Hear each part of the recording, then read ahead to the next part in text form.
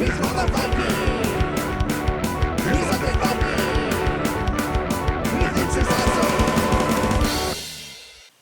everybody, this is me, the Undead Viking, and this is Flick Wars, like the deluxe version of Flick Wars. A while back, I think about 2 years ago, I did a review of like a print and play version of this that Andrew Tulson sent me. And to be completely fair, Andrew is a friend of mine, and he's somebody that runs print and play productions, and he's created some really, really awesome renditions of games for me that I've requested. And so he asked me to review Flick Wars way back when, and then he had this new deluxe version of it, and he asked me once again if I'd be willing to review it, and I said, yeah, sure, because I knew I was going to like it, because I loved the original version. It's one that I still have, one that I still play.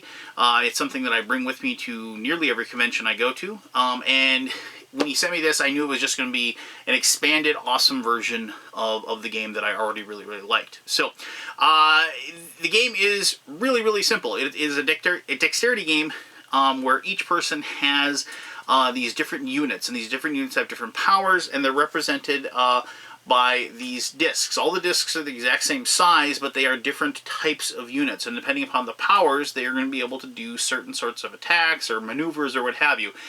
And each clan or army or whatever, is designated by a color. So, here's like the orange army and the blue army and the red army, but they all have kind of a theme to them.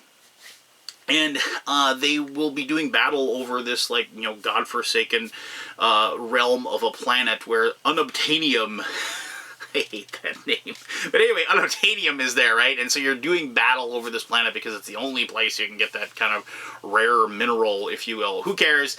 The theme of it doesn't matter. The theme of the game is that each person is trying to beat the heck out of each other by flicking these discs all about the board and trying to navigate around the hazards that are on the board and managing to strike each other and knock each other out of the game. So let me show you how the game is played. It's pretty simple, and then we'll come back here and I'll tell you exactly what I think. I like it, by the way. Alright everybody, so this is Flick Wars, and I've gone ahead and set it up for 2 players. I took the purple faction over here, which is Inhabitants of Gadarion, and then I also took the yellow faction over here, and it's the Coalition of Science, Research, and Technology. These are kind of like the bug creatures, and, well, these are the science guys, or whatever. Now, this game can be played with up to 6 people, and you do get all the components for all 6, so you have these bases. And the way these bases work, if I was playing with this one, you just, you slide them in underneath that, so you can kind of show where your base is. Where the base is determines where you can place your new units. You can place them within a range of 2 of your base, and I'll be referencing this rangefinder here a few times, but you can tell 1, 2, 3, right?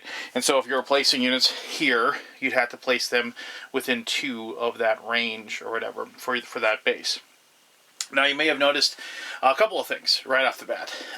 You may have noticed there's some debris, if you will, some obstacles that are going to be in the way here, and those are placed by the players. Now, the designer of the game was kind enough to send these nice wooden pieces, if you will, but you don't have to use this stuff.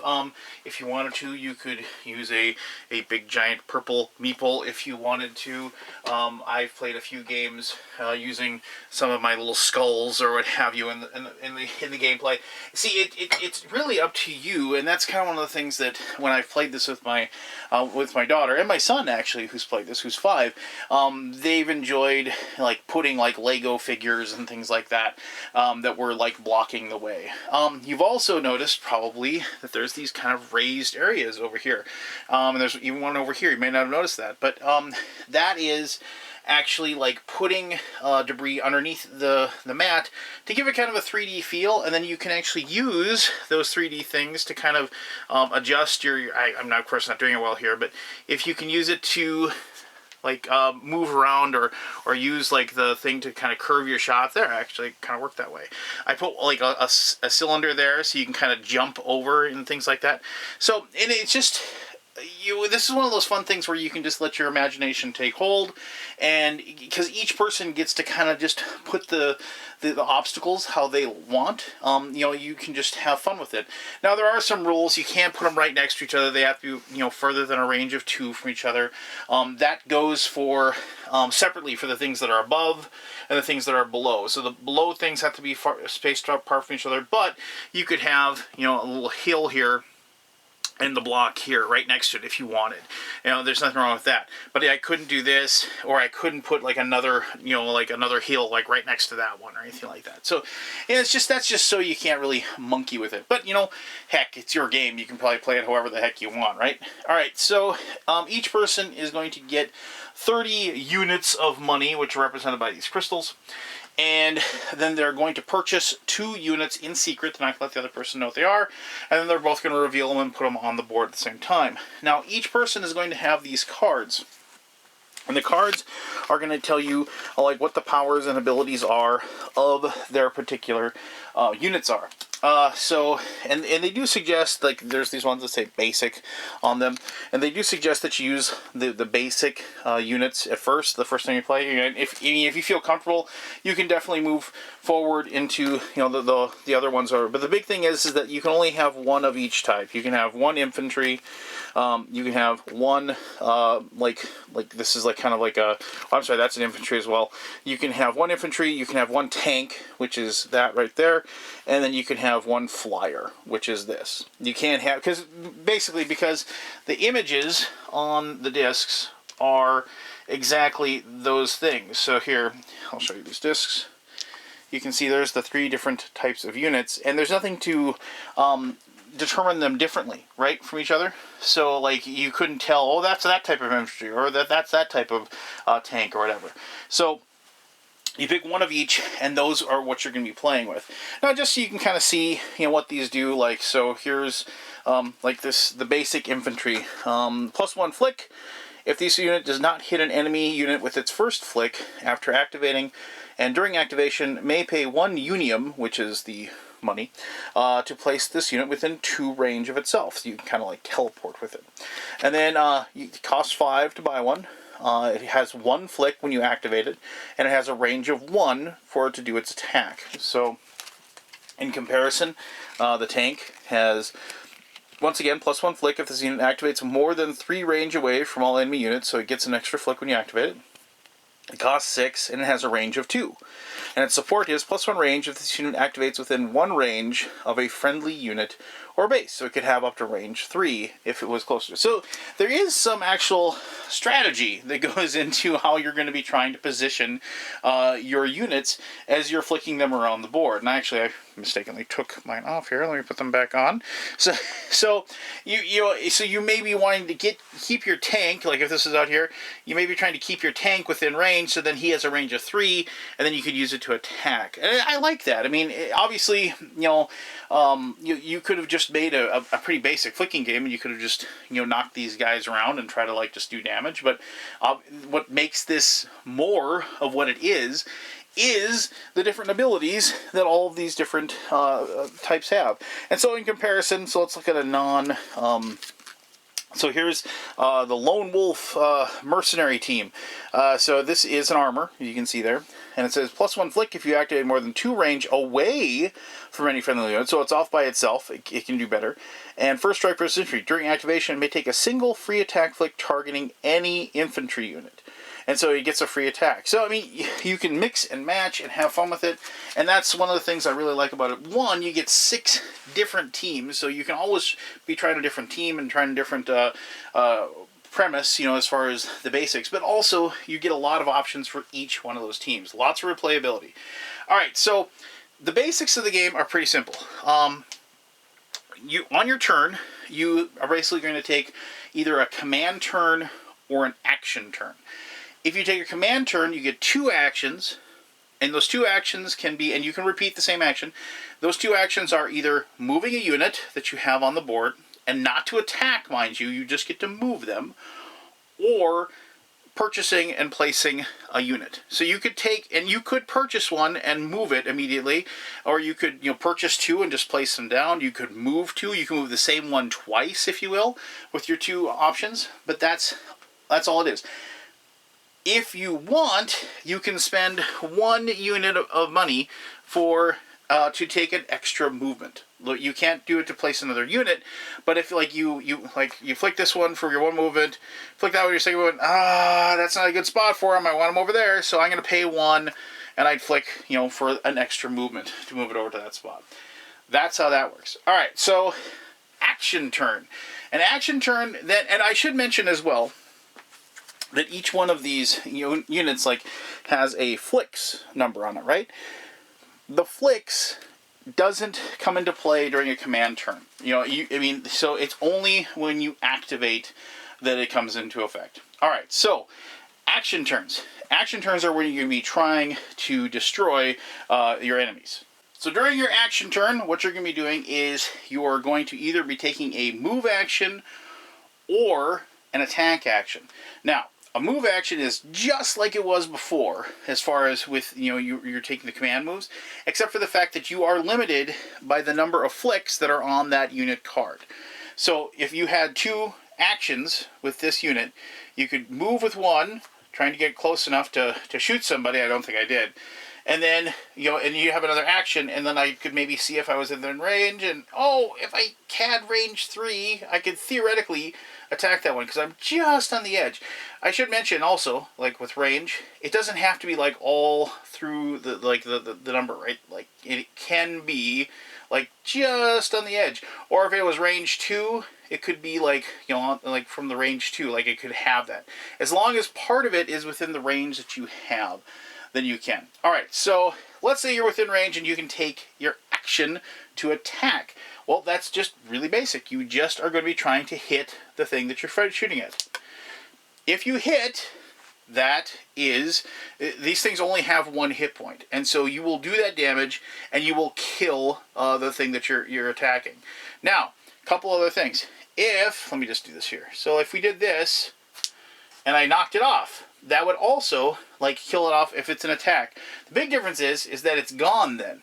If I did an attack and I killed it, wherever this stops, you flip it over, and that now is debris that's on the field. So it's the wreckage of whatever thing that you killed to do that. Now, if during a move you accidentally knock your thing off the board like so, you get to put it back on after the end of your turn, and you just go ahead and put it back on the board. You don't get to flick it back on or anything like that. They're kind of off and can't do anything at that point. And I mean, the crazy thing is that's ultimately the entire game.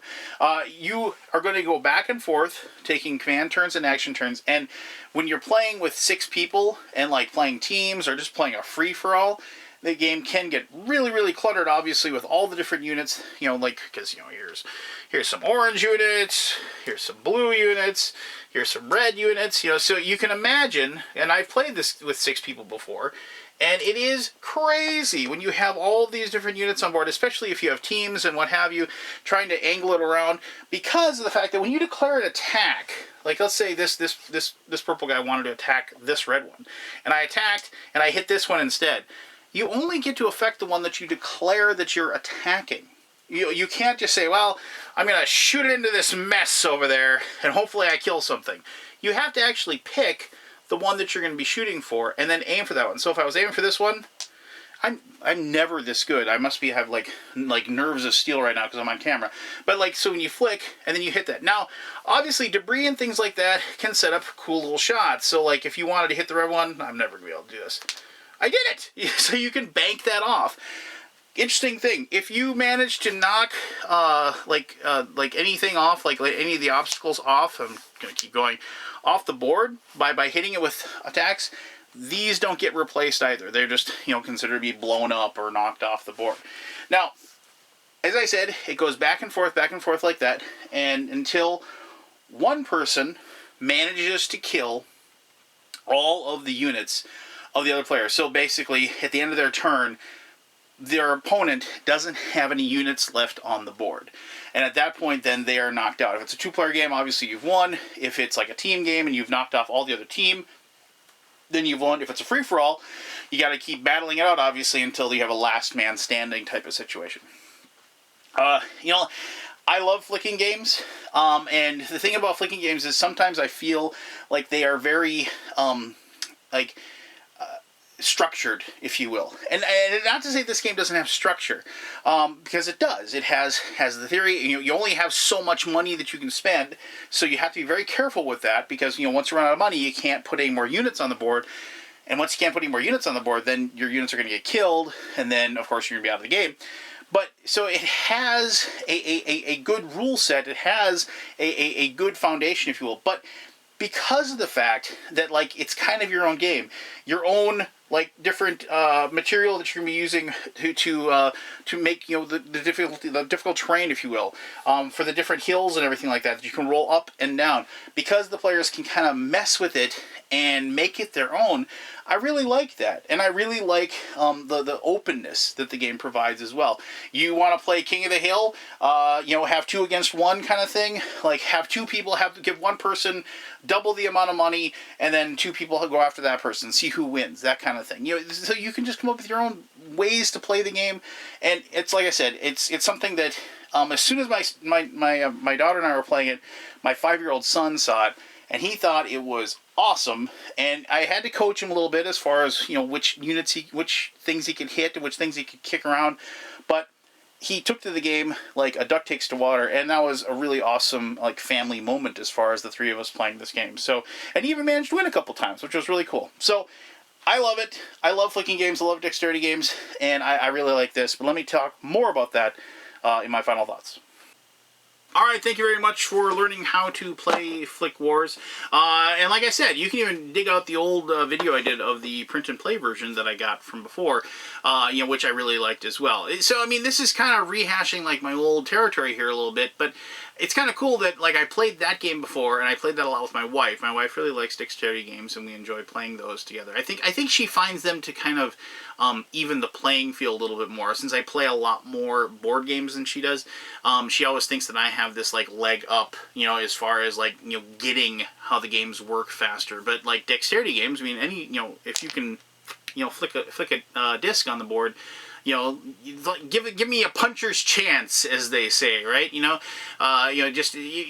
you have to make an incredibly long distance over a hill, around a wooden block or what have you. But if I can pull off that perfect shot, then it'd be amazing, and I'll pull off the win.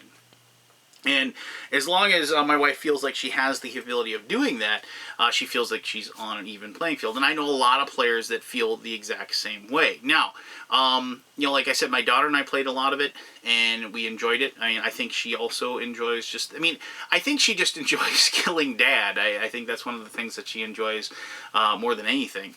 But, I mean, so when there is the actual, like, instead of, like, rolling a die and, like, oh, I got a 6, so I win, being able to push the disc and seeing it, collide with my tank and kill it just, puts a smile on her face. And that puts a smile on my face, too, because she's having a lot of fun. But like I said, my son being able to join in at 5 years old really meant a lot to me. Because when I first played the game way back when, it was he was like 3, and so it really wasn't something he could grasp. But now he's a full-fledged gamer. He's pretty hardcore into, like, mostly video gaming, but I can get him to play stuff on a table too. And he dug it, and he really did. And so, like, that kind of, really brought the game home for me. Now, regardless, I mean, my personal experience really probably doesn't matter too much as far as you're concerned, but, I do find that these dexterity games are wonderful games that kind of bring families together. And so if you're looking for a family game that you can play with everyone in your family, because it is very, very quick and easy to teach, and you can be up and rolling really quick. I mean, even the construction of the game is fun. Putting the obstacles on there, putting them underneath the playing field. It's a very, very fun tactile experience, if you will, because especially, I mean, I have fun with it, but I'm kind of a big kid, but I mean, I know that my kids really have fun because I would catch them with the mat and, like, kind of, inserting different things underneath and trying to make these crazy constructions or whatever, trying to make these big mountains that they had to, like, knock their disc over. And it was fun to see that creativity. I think, as far as like with older gamer groups as well, I mean, this isn't obviously like the most brain taxing of games, but it is just a flat out fun game. And and I think that a lot of times that we do get bogged down with games with 1,700 rules and three, 3, 4, 5 minute turns of you like mind-boggling through what you have to do on that particular turn, where you can just sit back, relax, and like just kick a disc towards your buddy and try to destroy his flying ships or whatever that happen to be taking the unobtainium that you want more than they do. So so it's just flat out fun. And if you like dexterity games, I think this is a no-brainer to put into your collection, because it's just one of those things that you're always going to bring with you to a gaming night. And when you got a little bit of downtime and you just want to relax and enjoy the atmosphere and enjoy the people that you're there with, you're going to bring it along. So there you go. That is Flick Wars. If you have any questions about it, ask away. I'll be happy to answer those as best as I can. As always, thank you very much for taking the time to watch this video. And until next time, I'm the Undead Viking, telling you to have yourself one heck of an awesome day. Alright, bye-bye.